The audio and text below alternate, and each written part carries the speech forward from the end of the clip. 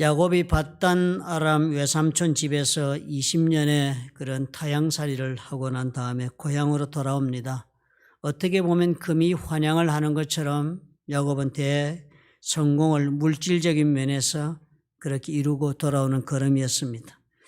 야복강 나루트에서 하나님도 만나고 그래서 야곱에게서는 새로운 삶이 지금 시작이 되고, 그래서 그 하나님의 은혜를 입고는 에서를 만나 에서와 참으로 놀랍게도 화해를 합니다.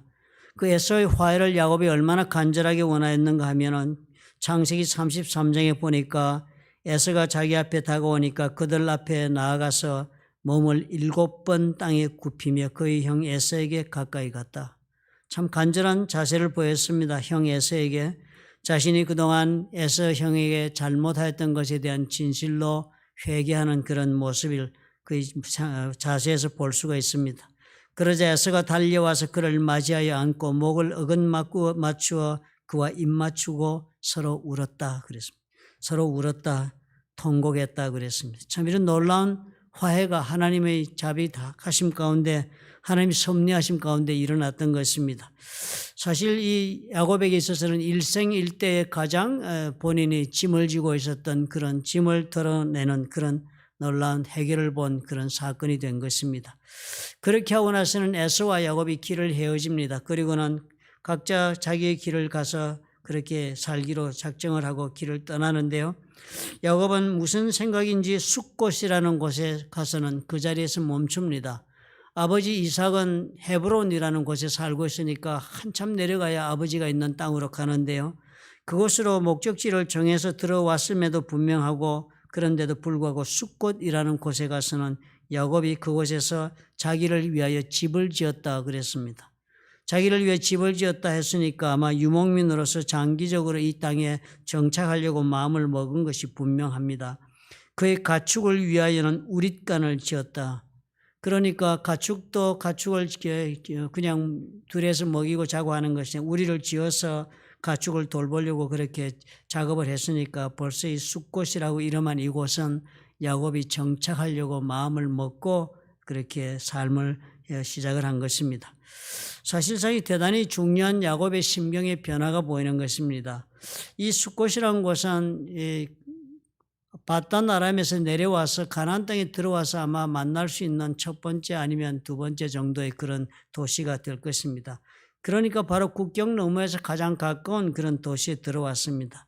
그리고 가나안 땅에 들어오자마자 에서와의 문제가 해결되고 나니까 야곱이요, 그동안의 그 모든 삶의 긴장 때문에 아마 그랬는지 마음을 내려놓고 그리고서는 자신이 걸어가는 걸음의 속도가 아주 늦어지는 것입니다.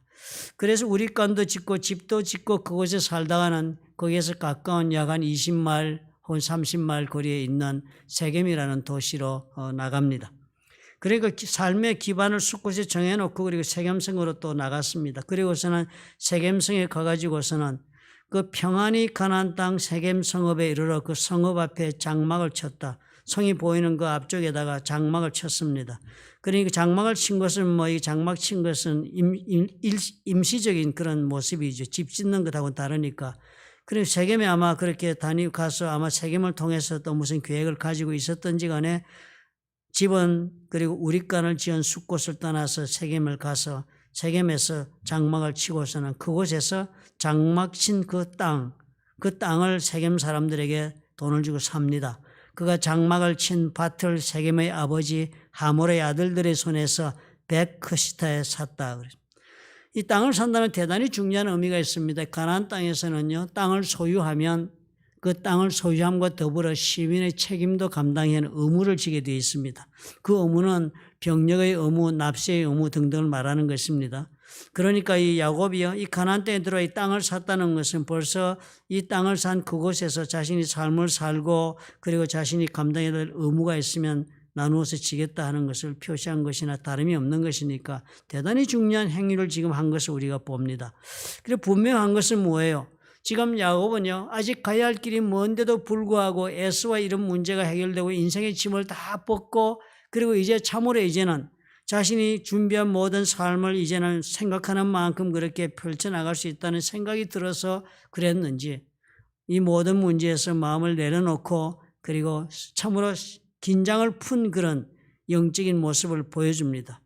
야곱이 그렇게 집을 짓고 우리간 짓고 거기서 장기 체류하고 이러고 더 나아가지 않을 듯한 그런 마음을 보이니까 자식들도 아마 야곱의 그 영향을 받았겠습니다. 야곱의 외동딸이 그렇게 장기적으로 머물게 되니까 이제는 자기 부모님과 형제들이 그 장막을 떠나서 바깥으로 나갔습니다. 레아가 야곱에게 낳은 딸 디나가 그 땅의 딸들을 보러 나갔다. 세겜성에 있는 여자들이 모여있어 무엇을 하는 그곳을 찾아서 뭐 하는지 보고 그리고 그 여자들을 만나보려고 나갔다 이렇게 적었습니다. 사실 그 땅의 딸들을 보러 나갔다라고 적은 히브리어의 그 원어가 암시하고 있는 것은 그 딸들이 세겜성의 딸들이 무슨 행사를 하고 있는 곳에 참여하러 갔다. 그래서 그 당시는 아마 우상을 섬기는 그런 축제라 제사를 지내는 행사를 하는 것에 무슨 일을 어떻게 하는지 구경하러 디나가 간 것입니다. 그래 그곳에 갔는데요. 그런 장소니까 그 딸들이 있을 뿐만 아니라 그곳에는 같이 축제나 이런 행사에 참여한 많은 그 세겜성 사람들이 있는 중에서 휘 족속 중 하몰의 아들 그 땅의 추장 세겜이 디나를 보고서는 끌어들여 강간하여 욕되게 했다고 그랬습니다. 아마 그 당시 그 행사의 분위기가 얼마든지 이런 일을 저지를 수 있을 만한 그런 분위기였다 그렇게 추정이 되는 자리입니다. 그리고서는 욕되게 하고서는 그 마음이 깊이 야곱의 딸 디나에게 연연하여 그 소녀를 사랑해서 그 마음을 말로 위로하고 디나를 위로하고서는 아버지 하몰에게 부탁을 해서 이 디나를 내 아내로 맡게 해달라고 그렇게 추장 세겜이 부탁을 했다는 거예요. 그렇게 이 소식이 아마 그렇게 전해 들어왔겠죠. 그렇게 소식 들어오니까 이제 이 뭐 야곱이나 그 형제들이 이 소식을 들었을 때 얼마나 수치심을 느꼈겠습니까? 유대인들은 사실 이런 일을 당한다는 것은 여자의 일생에서 중대한 사건이잖아요.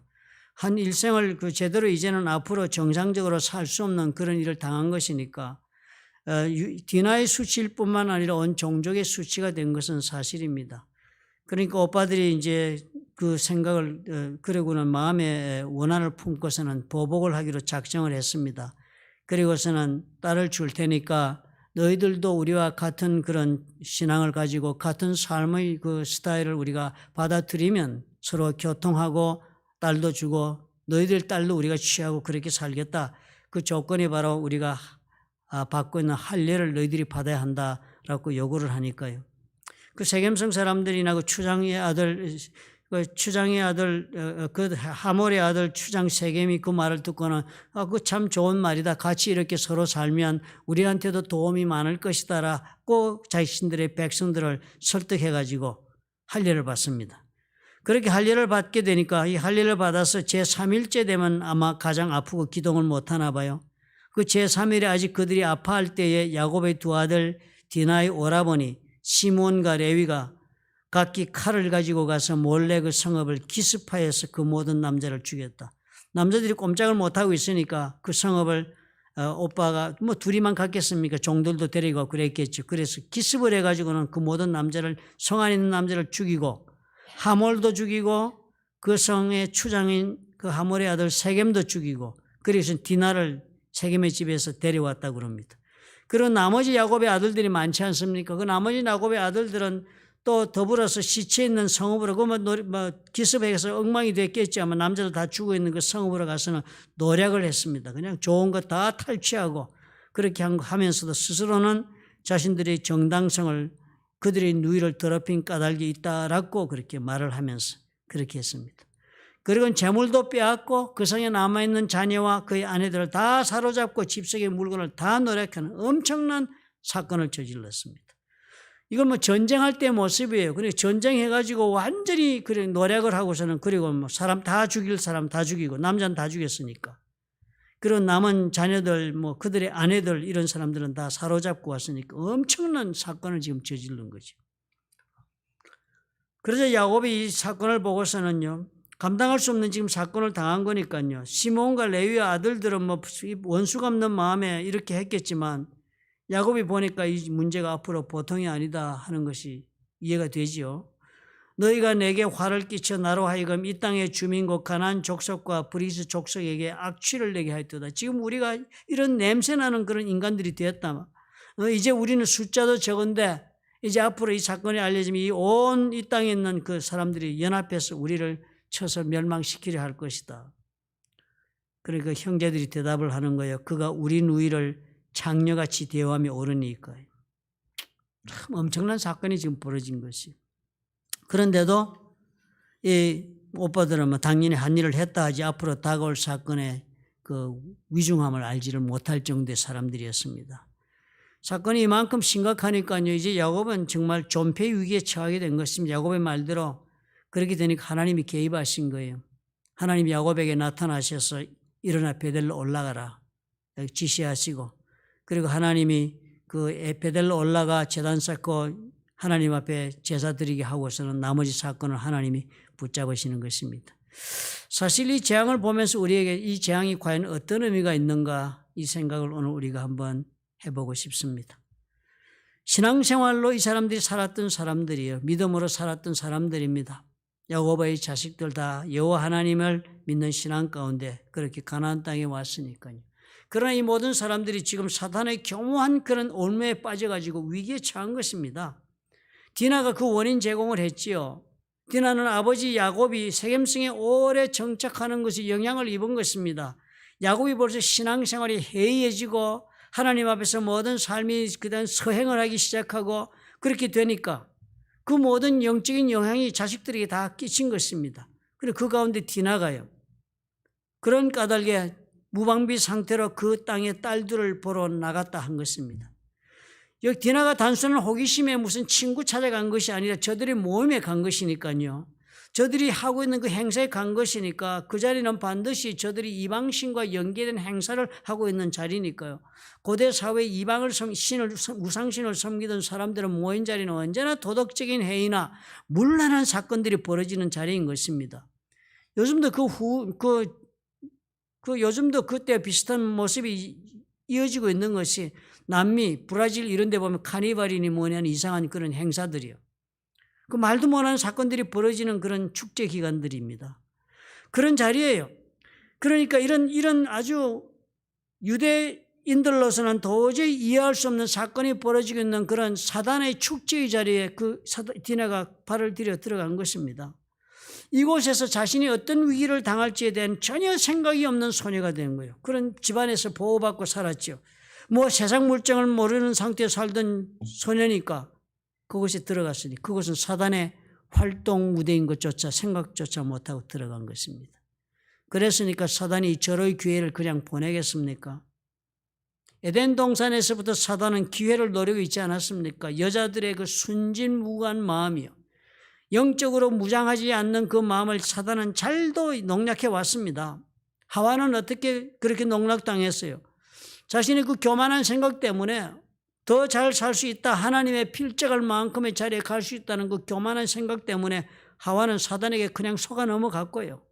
사례는 현실적인 선택을 해서 문제를 스스로 해결해 보려고 하다가 사단에게 또 넘어가지 않았습니까? 리브가는 인간적인 감정에 끌려가지고 사단에게 그렇게 막중한 그런 피해를 입었습니다. 야곱의 가문의 외동딸 디나도요, 신앙적 해이 속에서 마음끈을 놓고 있다가 이제 사단에게 당한 것입니다. 무엇보다도 디나는 이렇게 홀로 이렇게 나갈 길이 아니었습니다. 이것이 위험에 처하게 된 조건이 된 것입니다. 우리가 살고 있는 이 세상은요, 나와 너가 함께 사는 그런 세상이 아닙니다. 우리와 하나님만 사는 그런 세상이 결코 아니에요. 사단도 우리 가운데서 함께 역사하고 있는 세상을 지금 우리가 살고 있다고 창세기부터 보여주고 있습니다. 우리 가운데는 하나님의 역사하심이 있지만 우리 가운데는 사단도 교묘한 모습으로 뱀의 모습이라고 그랬습니다. 이 뱀이 창세기 적기는 가장 교묘하게 아름답게 만들어진 피조물이라고 그랬습니다. 그 에덴 동산에서 가장 아름다운 피조물의 모습으로 그 사단이 함께 있으면서 역사했던 것처럼 지금도 사단은 우리 가운데서 천사의 모습을 위장하고 우리 삶의 현장에 같이 있다는 사실을 우리가 늘 기억해야지요. 이 디나가 바로 그런 것을 깨닫지 못한 그런 사람이었기 때문에 그것이 홀로 간 것입니다. 이 사단의 존재가 우리 가운데 지금 현실적으로 상존하고 있기 때문에 베드로전서 5장 8절은 우리에게 그렇게 경고했습니다. 근신하라, 깨어라, 너희 마적 대적 마귀가 우는 사자같이 두루다니며 삼킬 자를 찾는다. 지금 이 모습이 그렇다는 거예요. 사단이 지금 우리를 공격하고자 하는 모습이 마치 사자가 으르렁거리면서 그 적을 지금 찾고 있는 그런 상태인데 정신 차리고 살아야 한다는 거예요. 정신을 차리고 깨어서 살아야 한다는데요.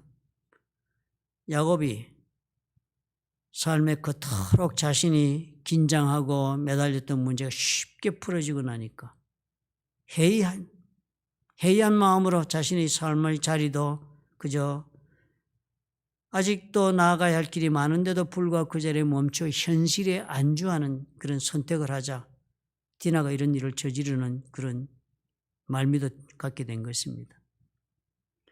사실상 우리 많은 사람들이요, 살아가면서 우리가 영적으로 해야하고 이러면서도 우리가 사단의 이야기나 사단의 존재에 관해서 그렇게 깊이 생각하지 않는 사람이 많습니다. 부인하는 사람도 많고요. 영적인 세계를 믿지 않는 사람이 대단히 많습니다. 하나님을 믿는다 하면서도요. 그 사실 이것은 정말 귀신이 없다고 하는 것이요. 사단이 제일 원하는 그런 속임수지요. 사람들은 그렇게 하면서 그렇게 생각을 하기 때문에 경각심을 갖지 않습니다. 그렇기 때문에 두려워하지도 않고요. 지금이 어느 때인데 사단이라는 그런 이야기를 하면 귀신이 역사하는 때라고 생각하냐 그러지만 성경은 전혀 다른 이야기를 해주고 있습니다. 에베소서 6장 11절은 그렇게 적어놓았어요. 마귀의 관계를 능히 대적하기 위하여 하나님의 전신갑주를 입으라. 마귀는 그냥 단순히 우리를 공격하거나 괴롭히거나 그런 정도가 아니라는 거예요. 마귀의 관계라 그랬습니다. 교묘한 작전을 가지고서 우리를 공격해 오기 때문에 이거 대적하려면 준비하지 않으면 안 된다. 이런 사단의 역사가 우리 현실 속에 지금 있다는 것입니다. 우리는 이것을 가리켜서 영적 전쟁이다. 이건 옛날 이야기가 아닙니다. 예전에 예수님 계셨을 시대에 일어났던 그런 귀신 쫓고 하는 그런 일이 그때만 있었던 것이 아니라 지금 있다는 것. 히브리서 11장 3절에도 똑같은 이야기를 합니다. 믿음으로 모든 세계가 하나님의 말씀으로 지어진 줄을 우리가 아니 보이는 것은 나타난 것으로 말미암아 된 것이 아니다 그랬습니다. 영적인 세계가 지금 우리가 살고 있는 이 세계를 지금 지배하고 있다. 이 지금의 세계는 영적인 세계에 컨트롤 당하고 있다라고 가르쳐 줍니다. 그러니까요. 내 자신을 영적으로 보호해야 한다는 생각을 우리가 항상 해야 합니다. 나의 오늘의 삶은 내 오늘의 영적인 상태에 따라 결정된다는 사실을 우리가 늘 깨닫고 살아야 합니다. 잊지 말고 살아야 해요. 우리는 과거에 어떤 사람들이었다고 여러분 기억합니까? 사단의 자녀들이었습니다. 우리는요. 죄의 종이 되어서 살던 사람들이에요. 그런 우리가 예수를 믿게 되어서 하나님이 불러주셔서 우리가 예수를 믿어서 하나님의 자녀가 되었으니까 지금 사단은 우리를 대해 어떤 마음을 갖고 있겠습니까? 사단은 지금 얼마나 우리의 이 변신을 혐오하고 있겠습니까? 생각해 보아야지요. 그러니까 사단은 우리를 원수 삼고 무슨 수를 써서라도 틈만 보인다면 언제든지 어떻게 해서든지 우리를 다시 끌어가려고 할 것입니다. 그러니까 이것이 전쟁이지요. 우리는 그 전쟁을 인지하고 살아야 해요. 디나의 경우요. 사단에게 절의 기회가 된 것입니다. 홀로 우상의 그 이방인들의 우상잔치에 들어왔으니까 사단으로서는 그저 절의 찬스를 맞은 것입니다. 우리가 사는 삶이 이러니까요. 우리가 회의하면 언제나 공격에 처하고 그러니까 그런 사단의 역사는 우리 가운데 아직도 횡행하고 그리고 실질적인 것이니까요. 예수님이 이 땅에 오셔서 우리에게 믿는 자에게 그 약속을 주셨습니다. 마태복음 10장 8절에 우리에게 주시기를 병든 자를 고치며 죽은 자를 살리며 나병 환자를 깨끗하게 하며 귀신을 쫓아내 너희가 거저받았으니 거저주라 이런 능력을 우리 허락하신 것입니다. 예수께서는 이런 능력 가운데 우리가 영적 전쟁에서 오늘의 삶을 성공적으로 살 수 있도록 하기 위해서 그뿐만 아니라 교회를 세우신 것이에요. 예수께서 제자들을 양육하시면서 마지막에 주님께서 십자가에 달리시는 세월이 다가오니까 마지막에 이 제자들을 데리고 가이사랴 빌립보로 갑니다. 그곳에서 예수님은 제자들에게 생각해 볼 필요가 있는 질문을 합니다. 예수께서요. 제자들에게 빌립보 가이사랴 지방에 이렇게 물어보는데 이렇게 물어봅니다. 사람들이 인자를 누구라 하느냐. 제자들에게 사람들이 그동안 내가 사람들 가운데서 많은 기사와 이적을 행했는데 그런 나를 보면서 사람들은 어떤 사람으로 이해하고 있느냐라고 물어보았습니다. 그랬더니 대답을 해요. 더러는 세례 요한, 더러는 엘리야, 어떤 이는 예레미야나 선지자 중에 하나라 하더이다. 그러니까 예수님이 제자들에게 물어보았습니다. 너희는 그러면 나를 누구라 하느냐? 너희는 그러면 나를 누구라 하느냐? 이 질문은 대단히 중요한 질문이죠. 그랬더니 시몬 베드로가 대답하여 이르되 주는 그리스도시요 살아계신 하나님의 아들이시니이다. 라는 놀라운 신앙 고백을 했습니다. 사실 이 신앙 고백이, 예수님에 대한 이 신앙 고백은 예수님이 이 땅에 무엇을 하러 오셔서 무슨 일을 앞으로 하실 것인지에 대한 정확한 그런 믿음을 가지고 있음을 고백한 것입니다. 그러니까 예수께서 베드로에게 이 정말 너희 이 고백은 네가 한 고백이 아니라 하나님이 너에게 알려준 고백이다. 그것을 알아야 한다라고 말씀하시고 선언하신 거예요. 내가 너에게 이르노니 너는 베드로라. 너는 베드로라고 말한 것은 너는 반석이다 하라고 말한 것과 똑같습니다. 너는 베드로라. 내가 이 반석 위에 내 교회를 세우리니 음부의 권세가 이기지 못하리라. 너는 베드로라 했으니 이 베드로는 어떤 베드로입니까? 지금 신앙 고백을 한 베드로입니다.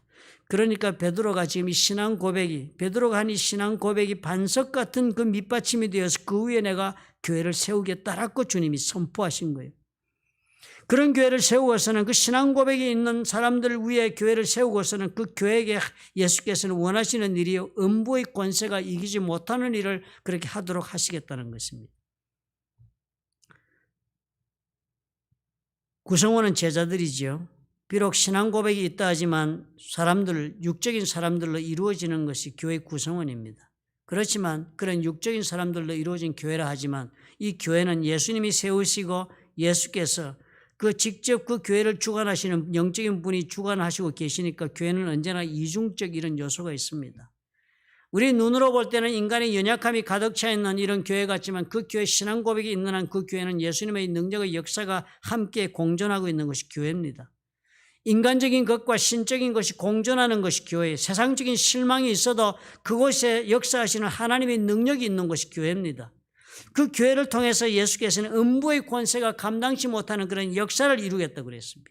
그 교회가 비록 사람들로 모여있다 하지만 그 사람들이 모이고 부족한 인간들이 모인 자리에도 그곳에 신앙 고백이 있다면, 신앙 고백이 있는 교회라면 그 교회는 예수께서 능력을 주셔서 지옥의 문을 두들겨 부수는 그런 교회가 될 수 있도록 해주겠다 한 것이 교회입니다. 그러니까요, 우리가 예수를 믿고 나서 신앙생활을 홀로 한다는 것은 현명한 선택이 되지 못합니다. 홀로 한다는 것은요, 교회를 우리가 다닌다고 해서 꼭 내가 홀로 신앙생활 하는 게 아니라 속했다고 생각할 것은 아닙니다. 신앙생활을 홀로 한다는 것은 교회를 비록 온다 할지라도 전혀 어떤 신앙의 관계를 바깥으로 맺지 않고 홀로 신앙생활을 유지하는 것이 홀로 생활하는 신앙의 길입니다. 사단은 이 기회를 디나를 노렸던 것처럼 얼마든지 노릴 수 있는 그런 기회가 될 수 있습니다. 영적인 전쟁이 있기 때문에 이 전쟁은 혼자 그 전선으로 달려가서 싸울 수 있는 전쟁이 되지 못해요. 전쟁은 언제나 예수님께서 조를 지어서 하도록 했습니다. 2명이든 3명이든 12명이든 70명이든 조를 지어 나갔습니다.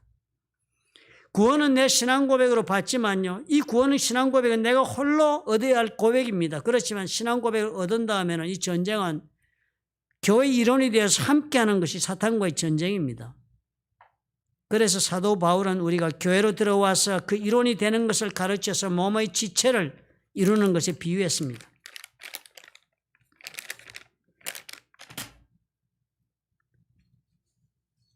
고린도전서 12장 27절에 너희는 그리스도의 몸이요 지체의 각 부분이다.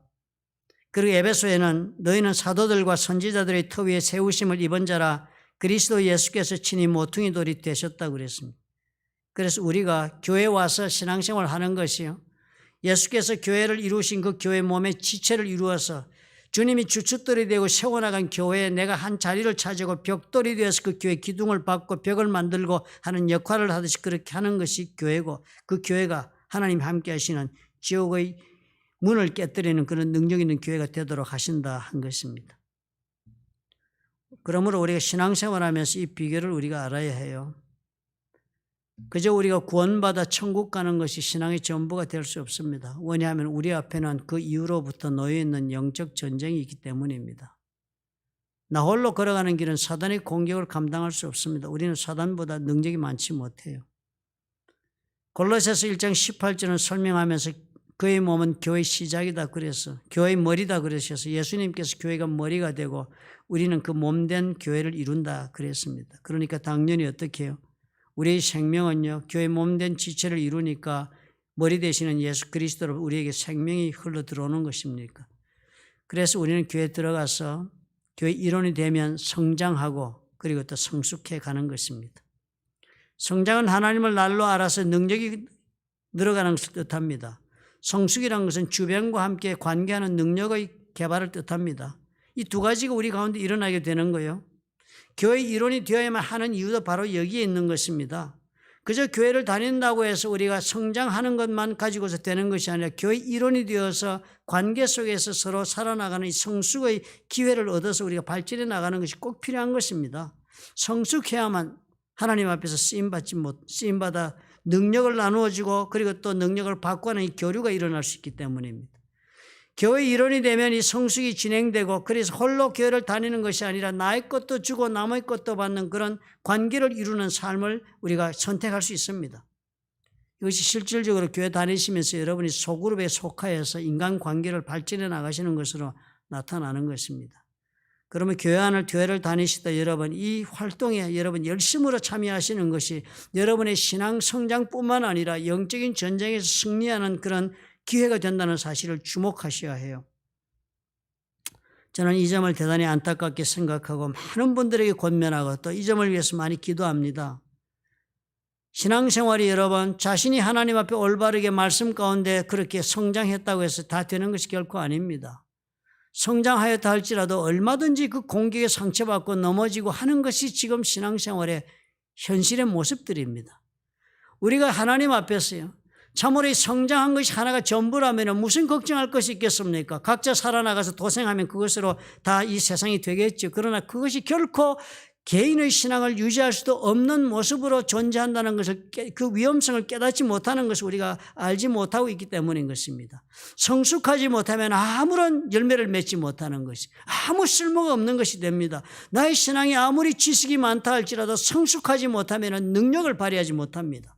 우리 하나님 앞에서 그래서 사단과의 전쟁도 우리가 혼자 힘으로 감당하지 못할 뿐 아니라 스스로도 결코 사단과의 전쟁에서도 자신을 감당할 못할 뿐만 아니라 이기지도 못하는 그런 존재가 되고 말 것이기 때문에 반드시 성숙을 위해서라면 우리가 교회를 통한 성숙이 일어나야 하는 것입니다. 그것은 그냥 얻어지지 않아요. 우리의 다른 영혼과의 관계를 맺는 그런 일을 할 때 일어나는 것입니다. 교회를 몸으로 알고 그 지체를 이루어서 생명력을 내가 예수 그리스도의 머리가 되는 예수 그리스도를 받을 때 그것이 일어납니다. 그러므로 소그룹에 속하셔야 해요. 교회를 다니시면요. 그저 교회 다니셨다 설교 말씀 듣고 교회 가는 것은 아무 필요 없습니다. 그건 집에서 그러니까 여러분들 많이 하시잖아요. 요즘 아파 보니까 지금 보이네요. 뭐 집에서 텔레비 봐도 예배 다 드린다 싶은 생각이 들어서 얼마나 행복하게 보십니까? 그래 그것은 아무 쓸모없는 거예요. 그건 교회를 다니는 모습이 아닙니다. 그건 하나님 그냥 예배 드리고 말씀 배워서 그냥 좀 알아듣고 그래서 위로받고 용기를 얻고 그런 것으로 족한 것으로 끝나는 것입니다. 교회를 다닌다는 것은 교회 일원이 되어서 이 교회에서 나의 생명을 예수로부터 받을 뿐만 아니라 내 생명을 남으로 나누어주고 남으로부터도 생명을 받는 이 교류가 일어나야 하는 것이 교회 생활이에요. 그러니까 내가 어느 교회에 속했든지 간에 이 소그룹에 들어가서 내가 속한 그 그룹이 있어야 됩니다. 교회가 만들어내는 내 자리에 내 몸을 맞추어 들어가야 해요. 예수께서 이 주춧돌이 됐으면 교회를 지어가기 위해서 나에게 허락하는 자리가 있는 것입니다. 그 자리에 들어가서 그곳에 지체가 되어서 함께 그곳에 있으면서 생명을 받고 나누고 하는 일을 해야 해요. 그게 소그룹입니다. 예수께서 내가 들어오라고 마련해 놓은 자리니까요. 그 자리는 예수님 만드신 자리지 내가 만든 자리가 아니에요. 그러므로 내 몸에 맞지 않을 수도 있습니다. 내 생각에 맞지 않을 수도 있고요. 내 기호에 더군다나 맞지 않을 수도 있습니다. 조정해야 돼요. 내 자신을 깎고 다듬어서 그래서 그 자리에 내가 끼어 들어가야 하는 것입니다. 교회 생활에 이렇게 영적으로 끼어 들어가셔야 해요. 끼어 들어가서 그 어느 곳에서는가 내가 기여하고 그리고 또 기여함을 받아야 합니다. 이것이 우리 삶 가운데 일어나야 해요. 그러지 않으면 뭐예요? 솔로 신앙생활이 홀로 하는 신앙생활입니다. 그저 목사님하고 인사하고 지내고 뭐 사람들하고 인사나 그냥 겉으로 지나고 그래서 고민이 있으면 혼자 고민하고 그리고 혼자 정치 고민하다가 힘들면 그저 목회자들에게 기도 부탁이나 하고 이렇게 사는 것은 솔로 신앙이 홀로 신앙생활하는 겁니다. 지금 세상이 어떤 데인데요. 사단이 역사하고 있는 곳을 지금 우리가 걸어가고 있는데요. 디나가 이방 여인들의 모임에 간 것과 하등 다를 것이 없는 곳에 우리가 살고 있습니다. 사단이 교회 바깥에만 있습니까? 교회 안에도 들어와 있는데요. 그런 영적인 지금 혼탁한 세대는 우리가 살면서요. 우리가 참으로 영적으로 성장하고 성숙하는 일이 어디에서 일어날 수 있는가를 깨닫지 못한다면 대단한 위기에 처하게 됩니다. 저는 여러분의 이런 간절한 부탁을 드립니다. 이제 코로나 이 모든 문제가 이제 곧 해결이 되겠죠. 어젠가 주일날부터 백신을 지금 미국이 지금 배부하기 시작했습니다. 파이저에서 나온 것을 병원마다 지금 보내고 있고 온 전국적으로 페덱스와 UPS가 지금 비행기로 실어 나르고 있으니까요. 그러면서 몇 달 걸리면 이제 다 백신으로 해서 정리가 일단은 되겠죠. 그러면 이제 다시 오픈될 것입니다. 그러고서는 이 코로나 시간도 이제는 끝나고 참 1년 동안 우리 3월 달부터 이때까지 지금 얼마나 좋은 격리 기간을 가졌습니까? 이제 끝나고 이제 우리가 다시 생활 전선으로 돌아가게 되실 것입니다. 그러나 그때는 우리가 이때까지 살았던 것과 다른 준비를 하고 갈 수 있기를 제가 열심히 기도하고 있습니다. 예전같이 살지 않으시기를 위해서. 우리 교회도 예전 같은 교회가 아니 되기를 위해서 제가 기도합니다. 우리 생각이 예전 같지 않도록 되게 해달라고 하나님 앞에 지금 제가 매달려 기도합니다. 예전 같지 않은 삶을 우리가 살려면 어떻게 해요? 우리 생각이 바뀌어야죠. 우리가 하나님 앞에 말씀 가운데 우리가 내 자신을 쳐서 복종시킬 뿐만 아니라 그렇게 살아온 삶에서 이전같이 살아왔던 삶의 생각이 바뀌어야 하는 것입니다. 우리 교회에 가장 필요한 것이 무엇일까요? 여러분 아실 것이에요. 내 신앙생활에 가장 필요한 것이 무엇이었을까? 이제 몇 달 남지 않은 기간도 여러분 마음에 다짐하시고 그리고 또 기도해 주시기를 부탁을 드립니다. 영적 전쟁의 현장으로 내가 다시 들어가서 나는 어떻게 이 전쟁을 감당했으면 좋을까? 내가 어디에 속하여서 어떻게 영적인 힘을 얻고 그리고 또 영적인 힘을 보태주면서 살까 하는 생각으로 여러분 기도하시고 고뇌하시기를 부탁을 드립니다. 두 번째는요. 이 디나의 이 사건을 보면서요. 이 야곱의 가족들이요. 이 자신에 대한 수치심을 이런 폭력으로 가리울 수 있다고 생각한 것은 큰 잘못이었습니다.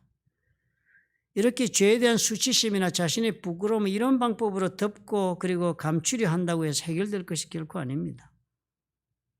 에덴 동산으로부터 우리가 정말 이어온 것이 바로 숨기고자 하고 가리고자 하는 것입니다. 디나의 수치를 형제들이 이렇게 공격한 것을 이것이 덮어지고 해결되고 가려지겠습니까?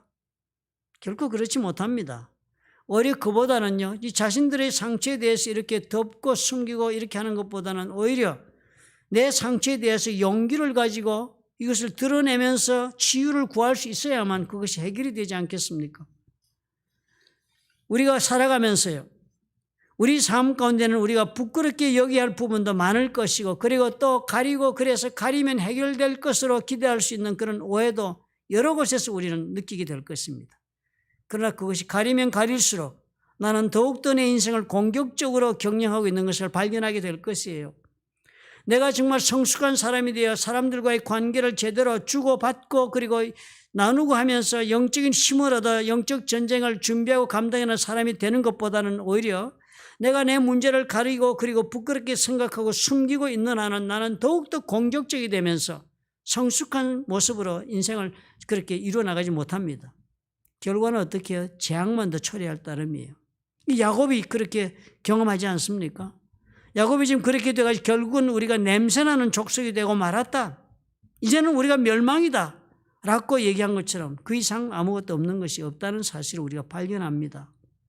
차라리 이 사람들이 그 사실을 인정하고 일어난 사건을 인정하고 그 부끄러움을 인정하고 저들이 하나님 앞으로 돌아갔었더라면 아마 이런 엄청난 재앙은 만들지 않았을 것입니다. 이제 방금 하나님이 말씀해 주시잖아요. 다 일을 이렇게 저지르는 하나님이 다 베델로 올라가라 그러고 베델로 올라갈 때 야곱이 지시했습니다. 네 몸과 옷을 다 정결하게 하라고. 정결하게 하라고. 그리고 베델로 올라가자고. 회개하는 자리를 만들자고 했던 것입니다.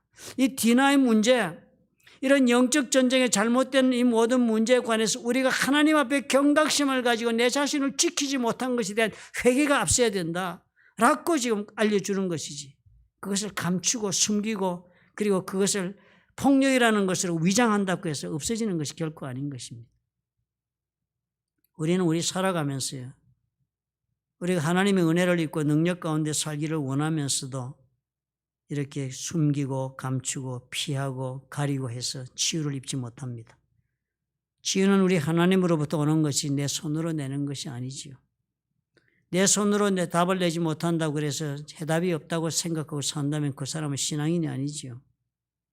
우리의 연약함을 가리고자 하는 마음의 근본 뿌리는 내가 하나님을 지금 회피하고자 하는 마음입니다. 하나님을 피하고 싶으니까 가리고 숨기는 것이지요. 그렇게 살면 우리는 더 아픈 삶의 연속입니다. 교회를 다니시면서요, 교회 일원이 되어서 정말 예수께서 나로 하여금 잘 박힌 벽돌처럼 있으라고 보내준 자리에 가면요, 그 자리에서 내 삶을 오픈하셔야 해요. 자신을 스스로 가리고 사는 그런 사람, 자신의 부끄러움을 덮고 사는 사람은 결코 치유받지 못할 것입니다. 대화를 해보면 알지 않아요, 그죠? 마음을 결코 열지 않는 성도들이 많습니다. 이야기를 하면. 우리가 예수 믿는 사람들이 만나서 대화하는데요, 세상 사람들이 대화보다 못한 대화들을 하고 있어요. 여기는 우리가 예수 믿고 새로운 피조물이 되어서 이전 것은 지나가고 새로운 것이 되었다라고 믿는 사람들이 모인 자리인데도요, 서로 만나서 대화 나누는데 세상 사람보다 더 못해요. 더 피상적인 대화, 더 위선적인 대화요. 얼마나 위선적인지 몰라요, 대화들이요. 우리 이젠 벗어나야 되겠습니다. 탈피해야죠. 뭐가 그렇게 부끄럽고 뭐가 그렇게 두렵습니까? 뭐가 그렇게 자신감이 없어서 자신의 연약함을 그렇게 감추어야 해요? 하나님을 믿는 사람들에게는 그런 것이 없습니다. 나의 연약함이 있으므로 하나님께서 더 영광을 받을 수 있다는 사실을 우리가 믿잖아요. 내가 참으로 내가 가난함으로 내가 더욱더 우리 예수 그리스도 안에서 부유한 자들을 부끄럽게 할 수 있는 자가 된다는 것을 우리가 믿는 사람이잖아요. 내가 지혜가 없으니까 내가 그 지혜 없는 것 때문에 하나님 앞에서 더욱더 지혜 있는 자를 하나님께서는 하나님의 능력으로 부끄럽게 하시는 것을 우리가 믿잖아요. 그런데 뭐가 그렇게 두려워서 내 자신을 드러내지 않습니까? 하나님에 대한 자신감이 없다는 표시입니다. 하나님을 믿는데도 하나님에 대한 자신감이 없어요. 하나님 사랑하지 않으니까 그렇습니다. 사랑하면 자신감이 생깁니다. 그리고 자신감 가지지요. 하나님에 대한 자신감이 없으니까 예수 그리스도께서 우리에게 약속하신 말씀도 하등에 나에게는 힘이 되지 않습니다. 그리고 외로운 신앙을 홀로 사는 거예요.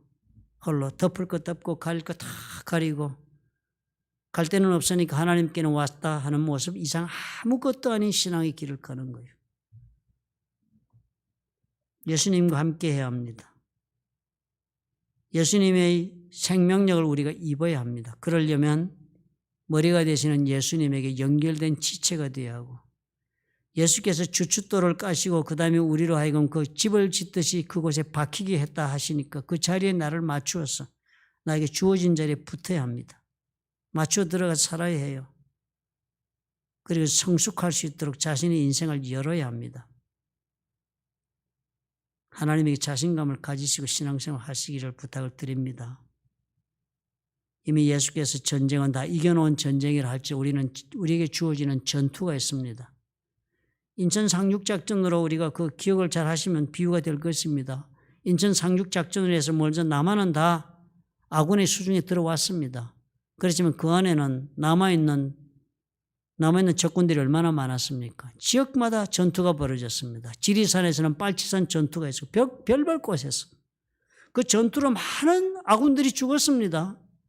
지금 우리 영적 전쟁의 실상이 그런 것입니다. 예수께서 전쟁은 다 이겨놓아서 우리는 이길 수 있는 전쟁이지만 우리 각각에 주어진 전투가 있는 거예요.